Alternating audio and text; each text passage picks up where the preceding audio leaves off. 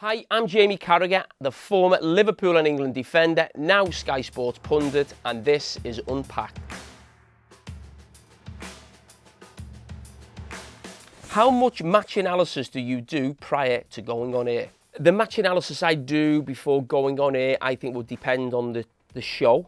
I think every show is slightly different. I think if you're doing a game between two teams, obviously you have to look at the two teams.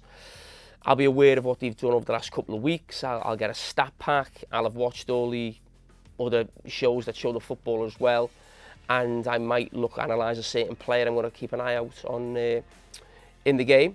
I think it's completely different from Monday Night Football. That is when it's just a complete sort of takes over my life for a couple of days before the show. Make sure I've watched everything, watched some full games on the game that I'm going to really analyse and get into, individual players, going through all different clips of different teams. A lot of it gets left on the cutting floor that we don't use, but I think Monday Night Football is on a completely different level in terms of other shows in the analysis that I do.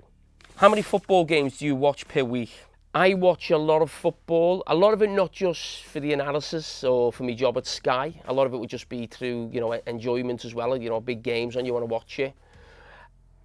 I would say I watch, if we've got a Monday Night Football that week, I would say I could probably watch 10 games in that week, because I probably might watch 2 or 3 around Monday Night Football, and maybe there's Champions League through the week, the weekend's football as well. So I think most I'd watch would be 10. How long did it take to learn the MNF touchscreen? It took not as long as you might think to learn the MNF touchscreen, but what is different is when you're practicing it, and I got a small version of it put in my home before I started at Sky. But the big thing is when you come into the big arena, the lights are on, the cameras are rolling, and you're live. And when you make a mistake, you panic a little bit, and it takes you a little bit longer than it normally would to sort of get out of it and do something. And what sometimes feels like 1 second feels like 5 or 10 seconds when you just pause. But that was a problem in my first year. That's not a problem now. I mean, you'll see the amount of times that I make a mistake on it. It doesn't worry me, just go into something else, we get out of it. It's how you deal with when the machine doesn't quite work. So hopefully I'm getting better at it. What is the hardest thing about being a pundit? I don't find that hard, to be honest, but I think it does affect others. There's a lot of criticism and backlash on social media because everyone feels that you've got an agenda against their team. So I think a lot of pundits now, more and more, are actually staying away from social media because of that reason. I still quite active on social media, but at times I can get quite vicious. Do you get nervous before going on air? How do you deal with that? I used to get nervous, I think, in the first few months when I went on air to do Monday Night Football. And it wasn't nervous about maybe what I was going to say. It was just there was that much in me head thinking about what I had to do next and what player I had to speak about and what clip I had to use and when I need to stop it. I'm fine now, but I think in the first sort of 12 months of Monday Night Football, I wouldn't say nervous, but there'd be a little bit of tension there, hoping that, you got everything right, basically. What do you do before going on air? Before going on air, I'd have a cup of tea. I like to have a cup of tea just to soften my dulcet tones before I go on air. Because I always think sometimes when you start and you're a bit croaky and you're getting that first answer, it's like being a player. When you get that first pass, you want your first pass out, you want your first answer to be good and sound right. So I always have a little cup of tea. Are you in contact with players or managers for additional insight? I'm in contact with very few players or managers. I don't actively look to get in touch with people or build relationships, if I'm being totally honest. If it happens and it's someone I know from the past, a perfect example would be Steve Cooper, who used to coach my son at Liverpool's academy. So I've had a relationship with him a long time. That wouldn't stop because he's become a manager. And there'll be certain players like that. But that's becoming less and less the older I get and the more I'm out the game. But I'm a little bit wary of building too stronger relationships with people inside the game, because I think it puts you in a precarious position when you have to be critical or say things that they may not like. So I try to stay away from that, and especially at my own club at Liverpool, I don't have any strong relationship with any of the players or the manager or the ownership really. I go to the game and watch the team and hope they win. Is it awkward being around players or managers when you've criticised their performances? It is awkward at times when you bump into a player or a manager you've been critical of. I've seen plenty of pundits get a little bit sheepish or do the moonwalk, shall we say, just going backwards here as they see someone come into the corridor for the interview. But I've been there myself, and a few times pundits have pulled me on things that I've not pundits, players, I should say, have pulled me on certain things that they've said. And I always think, when I was a player, if I pulled someone, I'd not want them to backtrack. I'd almost want them to be, well, I thought that and I thought this. So if I'm ever pulled on something, I don't backtrack too much, if any. I would, I'd say, well, I said that because of this reason or that reason. But a couple of players have pulled me, and I actually respect it. I think people should do it a little bit more. How much work goes into building chemistry with fellow pundits like Gary Neville? People always put me and Gary together through being on Sky Sports. I mean, I think it builds through working with each other on the TV. I don't think it's something that you do in private.